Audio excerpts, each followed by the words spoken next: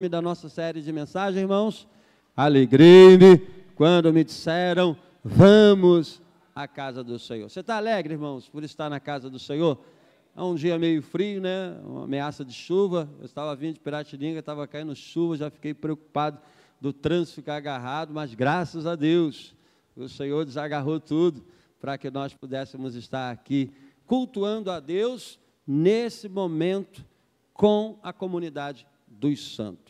Que essa alegria que aconteceu no coração de Davi venha acontecer também nos nossos corações. O prazer de estar na casa do Senhor era tão grande que quando ele recebeu o convite para estar na casa do Senhor, o seu coração explodiu com uma alegria especial. E por isso que a gente chegou nessa série de mensagens, cujo título é Alegrei-me quando me disseram, vamos à casa do Senhor. Nós temos orado, irmãos, nós temos clamado a Deus e pedido a Deus para restaurar entre o seu povo o prazer de cultuar em coletividade. A gente sabe que a nossa adoração acontece na individualidade, no secreto do nosso quarto, mas também, irmãos, a nossa adoração acontece coletivamente na comunhão dos santos, aonde o Espírito Santo opera, age, atua, se manifesta, e aonde a sua fé, a sua vida é usada por Deus para abençoar a minha vida e a gente junto crescer na presença do Senhor. É tão bom isso, né, irmãos? Então, abra sua Bíblia aí, por favor, no Salmo de número 129. No domingo, na quarta passada, Diácono Wallace fez a exposição do Salmo 128, que fala da família saudável, restaurada, abençoada na presença de Deus. E hoje, no Salmo de número 129, nós iremos falar do crente experimentado nas aflições. Se tem um negócio, irmãos, que a gente conhece é aflição, não é não?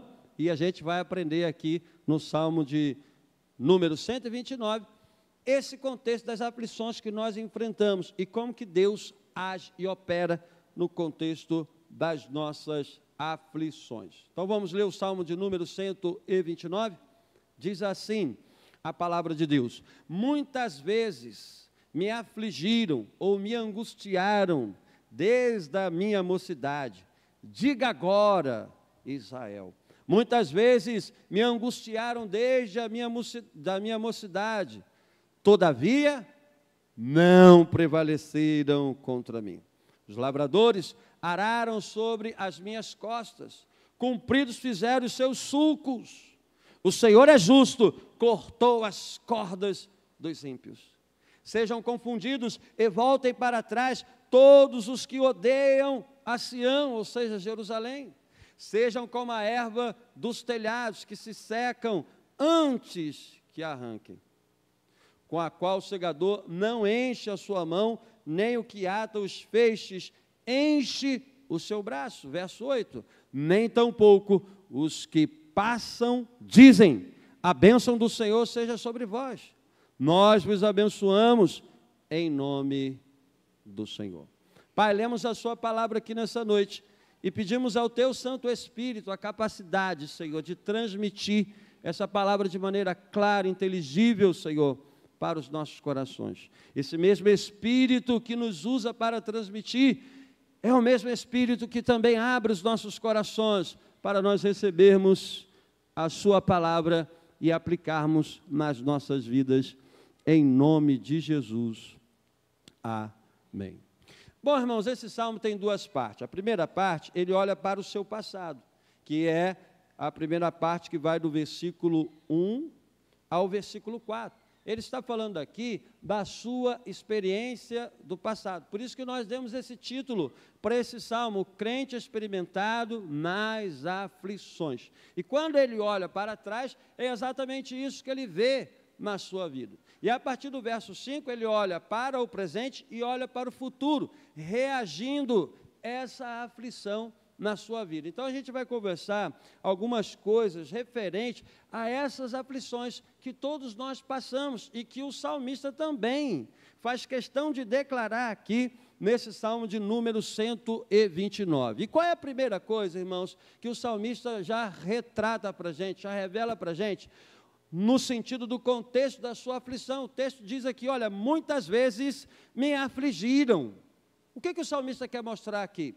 Quando o salmista começa esse salmo falando essa frase, ele quer mostrar para a gente o aspecto quantitativo da sua aflição. Ele quer mostrar para a gente que a sua aflição é numerável, é inumerável, melhor dizendo. Ele está mostrando para a gente, logo no início do salmo, que ele vivenciou na sua vida vários tipos de aflição. Não é a aflição simplesmente no singular, não é uma aflição apenas. O salmista já deixa bem claro aqui no início desse salmo que a sua vida é marcada por aflições. E ele chama até Israel como testemunha disso, porque ele se apresenta aqui como aquele que passou várias aflições na sua vida. Ele pode olhar para a sua vida e ver a sua vida marcada por aflições. E Israel é chamado como testemunha, porque essa mesma aflição que ele enfrentou na sua vida, o seu povo também enfrentou. Portanto, quando ele fala da sua aflição, ele está se colocando aqui também na pessoa do povo de Israel, que teve a sua história marcada por aflições desde o início. Vejamos, por exemplo, quando essa nação de Israel começou com os patriarcas que peregrinaram em Canaã. Abraão, Isaque, Jacó enfrentaram o que, irmãos? Aflições. E quando o povo nasceu efetivamente no berço do Egito, enfrentando uma grande e profunda aflição de 400 anos de escravidão. Esse povo, irmãos, é um povo que sabe o que significa viver a aflição. E o salmista também, que faz parte desse povo, pode mostrar na experiência da sua vida que ele enfrentou várias aflições. Então, se o salmista enfrentou várias aflições da sua vida, ele classifica essa aflição no sentido plural, ele mostra que não foi apenas uma, mas foram várias aflições. Israel também passou várias aflições. Isso é um retrato, irmãos, daquilo que nós, como povo de Deus, vivenciamos e enfrentamos nas nossas vidas. Eu e você podemos falar a mesma coisa que o salmista falou. Eu e você podemos falar a mesma coisa que Israel falava. Passamos muitas aflições. E é muitas aflições, tanto no sentido de natureza, como também no sentido de setores das suas vidas. Veja, quando a gente fala da aflição, a gente tem aquela aflição que é provocada pelo próprio pecado pessoal. A pessoa, no caso do profeta Jonas, comete o pecado e sofre aflição. E há também aquela aflição que não é dessa natureza, a aflição que a gente enfrenta em função da perseguição e da oposição alheia, como é o caso aqui do salmista, dentro desse contexto do Salmo de número 129. Mas também há, irmãos, as aflições existenciais, ou seja, aflições que nós enfrentamos em função de vivermos a nossa vida debaixo do sol. Já não é pecado pessoal, já não é a oposição de alguém que se levantou contra as nossas vidas, não, é pelo fato de vivermos a nossa vida debaixo do sol. Veja, por exemplo, o que Eclesiastes fala para nós no capítulo 3, há tempo de nascer, mas há tempo de morrer, há tempo de plantar, mas há tempo de arrancar. Há tempo de paz, mas há tempo de guerra. Há tempo de sorrir, mas há tempo também de lágrimas. O que o salmista, ou melhor dizendo, o que o autor, o que o pregador lá em Eclesiastes está mostrando para nós? Que a vida debaixo do sol é uma vida marcada por aflições. Dentro desse contexto, já dá para perceber muito bem que existem várias naturezas de aflições. E os setores das aflições que o salmista Israel e eu e você passamos. Aflições na família, aflições no trabalho, aflições nos relacionamentos, aflições na área da saúde. Temos irmãos aqui enfrentando aflições nesse aspecto da saúde. Irmãos, já dá para perceber que de fato, tanto o salmista como Israel, eu e você, enfrentamos dúzias, centenas e dezenas de aflições na nossa vida. Israel é testemunha disso, o salmista é testemunha disso, e nós também somos testemunha disso. E continuando o salmo, irmãos, além de mostrar o aspecto quantitativo da sua aflição, o salmista também mostra nitidamente o aspecto cronológico, o aspecto temporal da sua aflição. Quando que o salmista enfrentou a aflição? Olha o que o texto diz: muitas vezes, já sabemos que é plural, as aflições que ele enfrentou, mas olha o aspecto cronológico da aflição: desde a minha mocidade. A gente não sabe quantos anos o salmista está no momento em que ele escreve o salmo, mas já não é um jovem, E o que ele faz? Ele olha para trás e diz assim: olha, desde a minha mocidade eu enfrento aflições. Ele já quer mostrar para a gente, irmãos, esses dois aspectos que fazem parte das aflições que nós enfrentamos nas nossas vidas. Olha o que ele vai mostrar para a gente no verso 1. Ele abre mostrando o aspecto plural das aflições, o aspecto quantitativo, depois apresenta o aspecto cronológico, e no verso 2 ele vai repetir a mesma coisa, com uma diferença no final. Veja como é que ele começa o verso 1. Muitas vezes me afligiram desde a minha mocidade.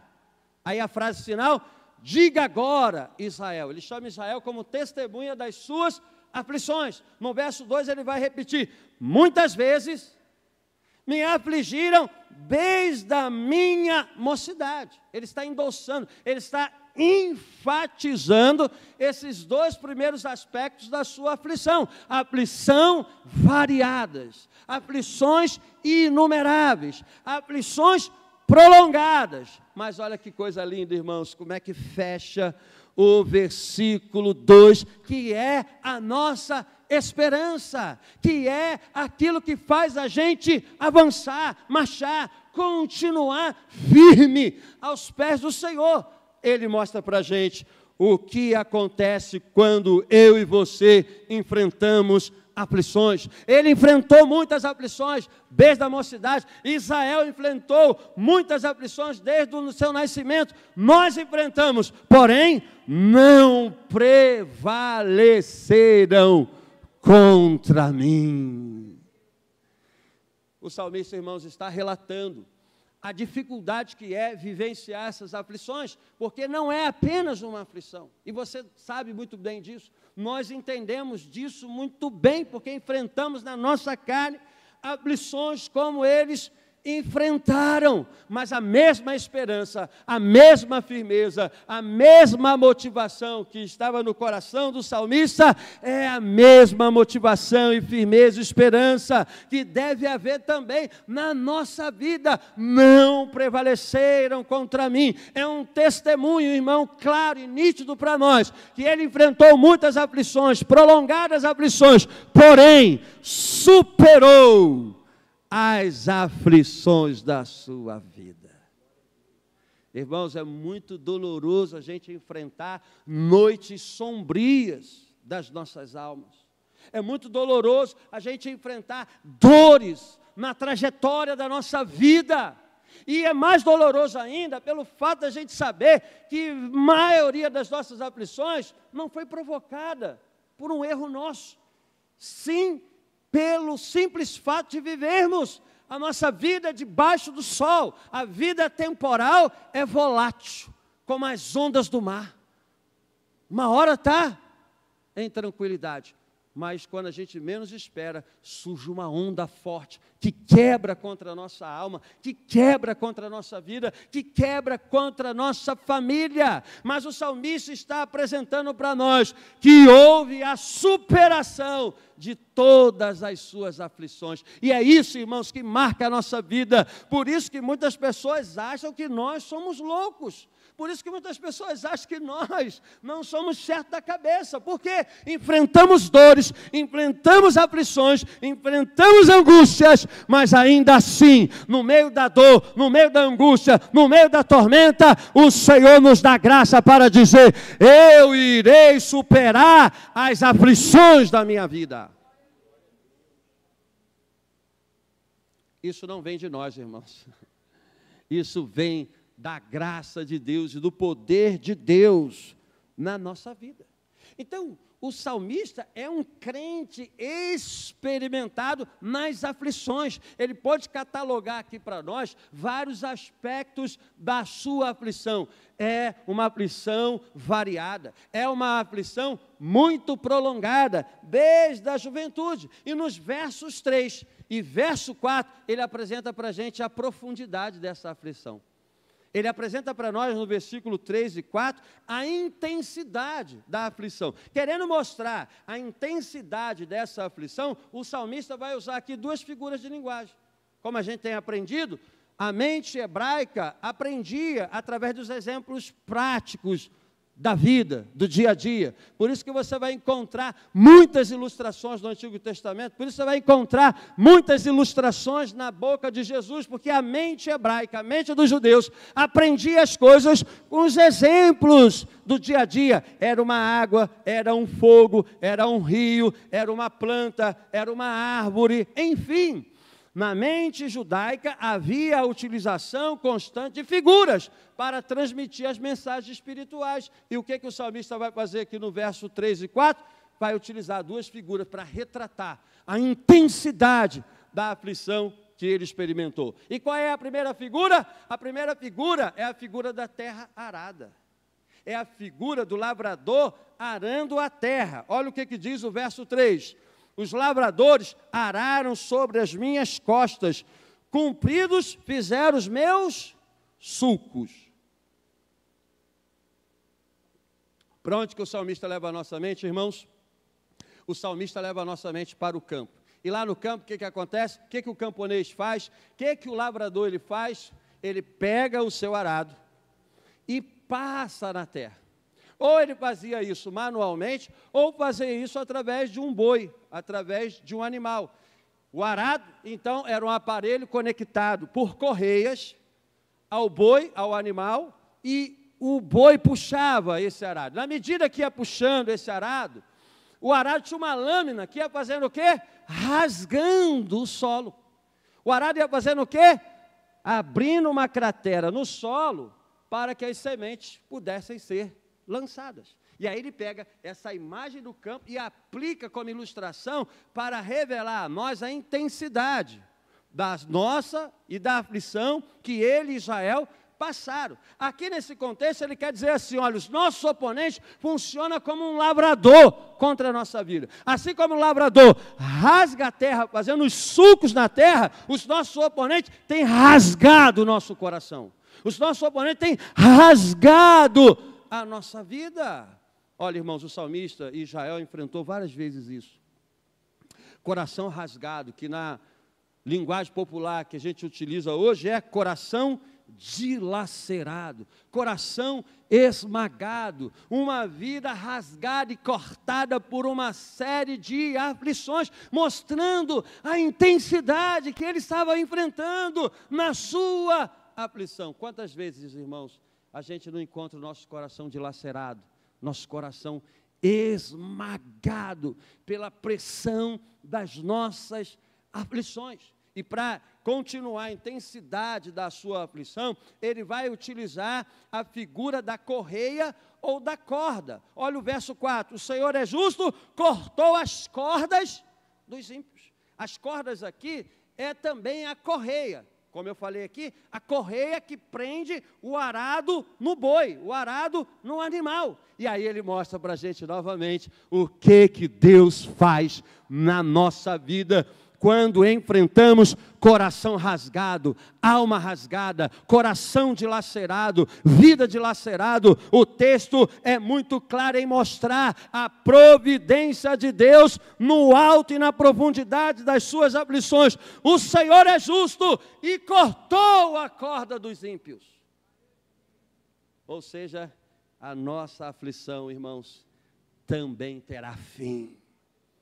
A nossa aflição também terá um basta de Deus, seja aqui ou seja na eternidade, haverá um basta de Deus nas nossas aflições. O Senhor está com o seu povo, o Senhor está com a sua igreja, o Senhor está na sua vida, e esse arado, entre aspas, que corta o seu coração, vai ser cortado, vai ser quebrado, e em nome de Jesus, o Senhor restaurará a nossa vida. Quando Israel estava quebrado, quando Israel estava dilacerado no cativeiro, sem esperança nenhuma. Irmãos, eu gosto muito de Ezequiel 37, que é aquela figura que o profeta Carlinhos, que o profeta Ezequiel fala, e que o nosso presbítero Carlinhos trouxe aqui, sobre o vale dos ossos secos. Por que Deus deu essa visão para Ezequiel? Porque o povo lá na terra do cativeiro, lá no exílio, lá na Babilônia, estava dizendo assim: os nossos ossos se secaram, a nossa esperança acabou. Aí Deus levanta o profeta, dá a visão do vale dos ossos secos. Nessa visão, o vale de ossos secos é transformado num grande exército, e aí Deus fala assim para Ezequiel: Ezequiel, vai lá e diga para o meu povo está dizendo que os seus ossos se secaram, a sua esperança acabou. Ou seja, o povo está dizendo que está morto e enterrado na sepultura da Babilônia, mas eu vou abrir a sua sepultura, vou trazer para a minha terra, vou dar um coração novo, um espírito novo, e não lembrará mais do seu passado. Irmãos, é isso que Deus faz conosco. Dói muito as nossas aflições. A gente que gosta um pouquinho de estudar a história da igreja, nesses 2000 anos de história da igreja, os gigantes da história da igreja, homens que marcaram o mundo e marcaram a história, viveram as mesmas aflições que o salmista viveu, Israel viveu, e você e eu também vivemos. Nós falamos aqui de Martinho Lutero várias vezes, noites escuras da alma. João Calvino, que perdeu o seu filhozinho, um grande pregador, um grande homem que impactou o mundo. Até hoje a gente utiliza os comentários bíblicos que ele fez, a teologia que ele produziu. Perdeu o seu filho, e ele disse: Deus é pai, Ele sabe cuidar da gente. A gente até falou isso lá na célula, Fabiana? Porque esses gigantes eram de carne e osso, como eu e você, e enfrentaram as mesmas dores que nós enfrentamos. Mas aquilo que Deus fez na vida do salmista, fez na vida desses gigantes, é aquilo também que o Senhor faz nas nossas vidas. Agora, como reagir às nossas aflições? Porque agora, a partir do verso 5, o salmista olha para o presente e olha para o futuro. Ele deu testemunho daquilo que Deus fez no passado. Olha, muitas aflições eu passei lá. Olha, desde que eu era jovem, desde que eu era um rapazinho, digamos assim, eu enfrentei muitas aflições, mas o Senhor cortou a corda do inimigo, do ímpio. O Senhor é aquele que fez me superar, ou seja, não prevaleceram contra mim. Agora ele vai olhar para frente, irmãos, a partir do verso 5, e vai reagir essa aflição. E como é que ele faz? Sejam confundidos e voltem para trás todos os que odeiam Sião. Como é que ele reage, irmãos, à aflição da sua vida? Ele reage com oração, ele reage com clamor, ele reage pedindo para os seus adversários retrocederem. Aqueles que odeiam Sião, voltem para trás. Aqueles que odeiam Sião, retrocedam e caiam. Como que nós devemos reagir às nossas aflições, irmãos? Da mesma forma que o salmista reagiu. A gente não tem nenhum inimigo humano, graças a Deus. Não temos nenhum inimigo humano. Podemos ter até oponente, a pessoa que se opõe a nós, mas esse oponente nunca foi o nosso inimigo. Como que nós então devemos lidar com as nossas aflições? orando e clamando para que Deus derrube e faça retroceder o reino das trevas. Nós guerreamos contra um reino das trevas, nós guerreamos contra os principados e potestades e dominadores desse mundo tenebroso. E como que nós lidamos com isso? Que ele caia, que o inferno caia e a igreja prevaleça em nome de Jesus. É assim que nós reagimos, irmãos, às nossas aflições. Quanto mais aflição, mais clamor deve ser a nossa reação. Quanto mais dor, mais clamor aos pés do nosso Senhor, porque no clamor nós temos a resposta de Deus, que nos dá força para continuar marchando no contexto da aflição. Às vezes a aflição não vai sair, mas uma coisa é certa: a força que Deus nos dá nos faz superar toda e qualquer aflição das nossas vidas. Foi assim que aconteceu com a Igreja de Cristo, quando ela começou a sua caminhada. Os apóstolos receberam 220 do Espírito. Não, estou brincando. Receberam o revestimento do Espírito no dia de Pentecostes. Foram revestidos por uma carga de 220 da glória de Deus. E o que aconteceu? Saíram por Jerusalém proclamando a palavra de tal maneira que os adversários diziam: chega de encher essa cidade com essa doutrina da ressurreição, para com isso. Levaram eles para o Sinédrio, levaram eles para a prisão, chicotearam, bateram, torturaram. E quando soltaram, uma reação de louco, humanamente falando. Pedro e João saíram da prisão, alegres, felizes, porque foram dignos de sofrerem pelo nome de Cristo. Irmão, só dá para fazer isso cheio do Espírito Santo. Só dá para fazer isso quando a nossa vida está transbordando do Espírito. E nós queremos clamar aqui nessa noite, para que o Senhor nos encha, a fim de que nós possamos viver as nossas aflições com a graça de Deus na nossa vida. Ainda que haja espinho, a graça de Deus é suficiente para nós superarmos os espinhos da nossa vida. Por 3 vezes Paulo orou pedindo: Senhor, tira esse espinho da minha vida. Paulo, a minha graça te basta, porque o meu poder se aperfeiçoa na sua fraqueza.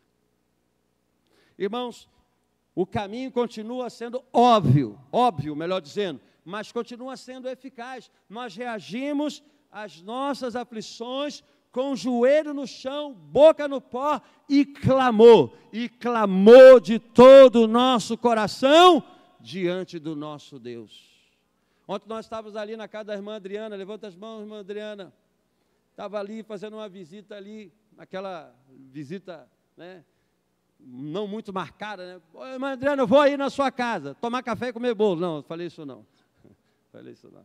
Vou aí na sua casa visitar você e o seu esposo. Fomos lá, visitamos, batemos um papo, começamos a orar. E quando começamos a orar, a glória de Deus desceu naquele lugar. E eu fui ali para ter um momento com eles ali, edificar a vida deles, mas na verdade eu saí dali também edificado. A irmã Adriana falou: pastor, Deus está renovando a sua vida.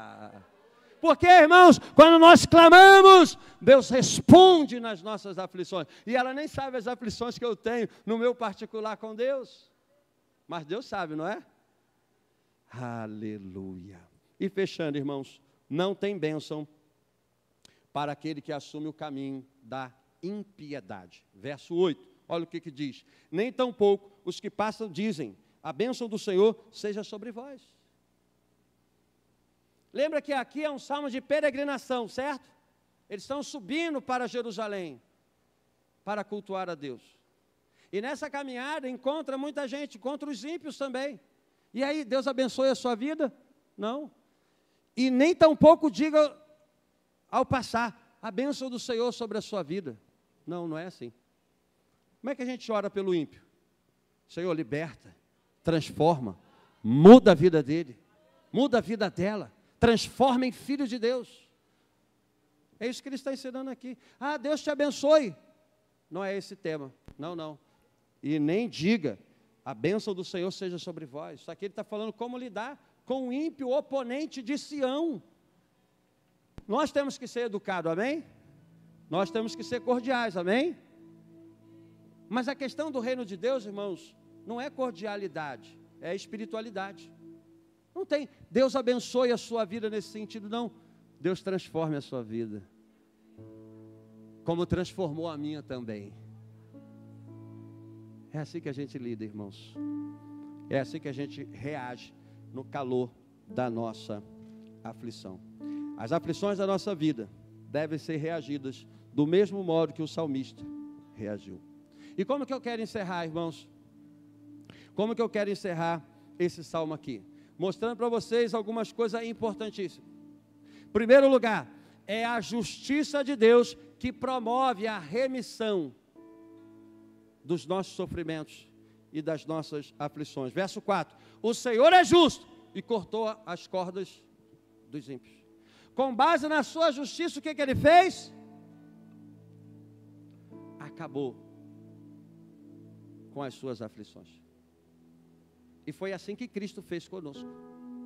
Nós estávamos mergulhados nas aflições do nosso pecado, perdidos nas trevas. E o que ele enviou, irmãos? Ele enviou Jesus Cristo. Mas não foi para nos condenar. Ele enviou Jesus Cristo para nos justificar e nos tirar da escravidão do pecado e nos dar uma nova vida. Em segundo lugar, o que a gente tem que aprender com esse salmo?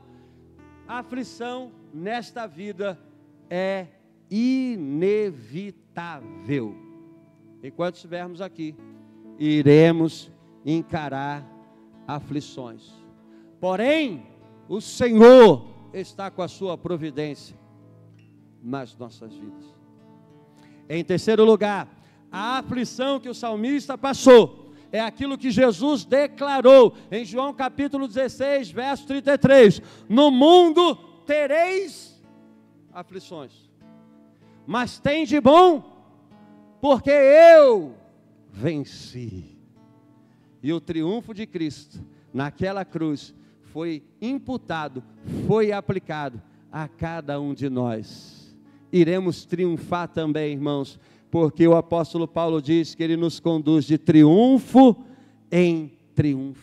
Ele triunfou na cruz, ascendeu aos céus de maneira triunfante e nos colocou no seu cortejo triunfal. Assim como ele triunfou, entrando na glória, um dia, independentemente das aflições que enfrentamos, os céus se abrirão e nós estaremos para todo sempre com o nosso Deus.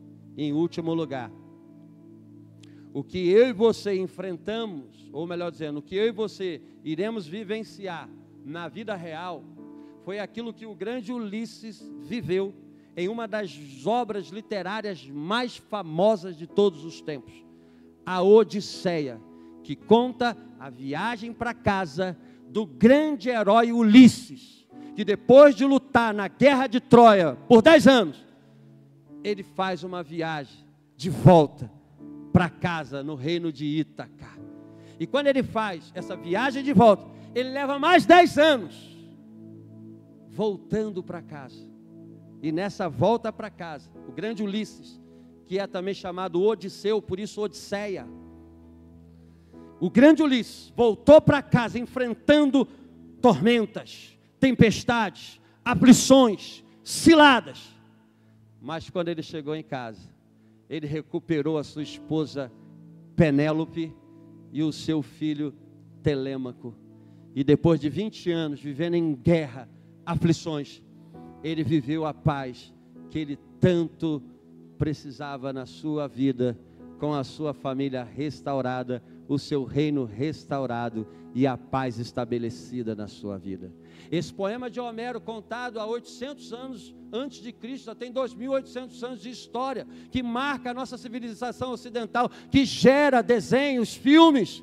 É uma ficção que ilustra aquilo que nós iremos viver na nossa vida real, estamos voltando para casa. Aqui não é o nosso lugar, a nossa casa é a Nova Jerusalém. Estamos voltando para lá, iremos enfrentar a aflição, mas chegaremos lá para estar com a nossa família, dos primogênitos, arrolados dos céus, aonde para todos sempre estaremos na presença do Senhor. Fique de pé, irmãos, vamos um louvor e depois uma oração. Não caminhamos pelo que vemos, o que nos move é o que nós cremos. Nação santa, somos a igreja, vivemos por fé, estamos de pé. A perseguição não parou a igreja, o Coliseu não parou a igreja, os leões não pararam a igreja do Senhor.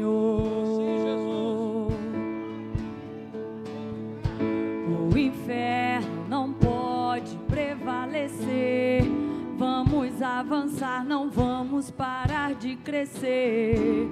Ninguém pode parar a igreja do Senhor. A perseguição não parou a igreja, o Coliseu não parou a igreja, os leões não pararam a igreja do Senhor. Aleluia, Jesus. Irmãos, como que a gente vai reagir às nossas aflições?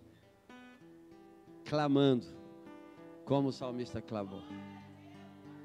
Se você quiser vir aqui na frente para a gente clamar junto, é uma oportunidade que você tem para a gente clamar ao Senhor. Muitas aflições o salmista passou, muitas aflições você tem passado, muitas aflições nós passamos, mas o Senhor é aquele que está aqui para nos sustentar. Irmã Fabiana tem passado muitas aflições, mas o Senhor está contigo, minha irmã. Essa igreja está contigo, minha irmã. Presbítero Arnaldo, vem aqui também, vamos orar pela sua vida. O presbítero Arnaldo está com a filha dele que recebeu um diagnóstico desfavorável, mas ele está aqui buscando a presença do Senhor. E o que a gente vai fazer aqui, irmãos? A gente vai se derramar no altar do Senhor. A gente vai rasgar o nosso coração. As aflições, elas rasgam a nossa alma. E em resposta, o que a gente vai fazer aqui? A gente vai rasgar o nosso coração em oração diante do nosso Deus, pedindo a Ele força, graça, sustentação nesse cenário tão doloroso que nós enfrentamos. Estenda suas mãos para cá. Se você quiser ainda vir aqui, pode vir. Vamos orar pela sua vida, pela sua família. Iremos pedir a Deus, Senhor, quebra esse jugo. Vamos pedir a Ele, Senhor, corta essa corda, Senhor. Renova a minha alma. Vamos clamar a Ele aqui, irmãos. É noite de nós clamarmos o nosso Deus, para Ele fortalecer a nossa vida. Sozinho nós não conseguimos, irmãos. É por isso que é bom estar na comunhão dos santos, porque quando eu estou fraco, você ora pela minha vida, você me carrega nos ombros. E quando você está fraco, eu quero te oferecer os meus ombros para te carregar também, dizer, você não vai parar, porque Jesus está na nossa vida.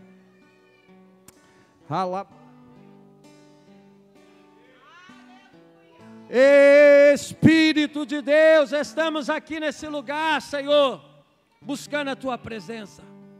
Senhor Jesus, estamos aqui colocando diante do Teu altar as nossas dores, as nossas aflições, as nossas lutas, as nossas batalhas, os nossos espinhos, Senhor, os nossos desertos. Como tem sido deserto, Senhor, a nossa alma e o nosso coração, em vários momentos da nossa vida. mas nós queremos enxergar o Senhor dentro desse deserto. Nós queremos enxergar o Senhor dentro dessa aflição, no olho do furacão, na tempestade. O Senhor está presente. A tua palavra diz que o Senhor faz o seu caminho na tormenta, e as nuvens são o pó dos seus pés. Encha, Senhor, a nossa vida nesse lugar. Encha o nosso coração nesse lugar. Nós não queremos parar, nós não queremos sucumbir, mas é mais forte do que nós, Senhor. É mais forte do que a nossa vida, Jesus. Mas o Senhor é mais forte do que tudo.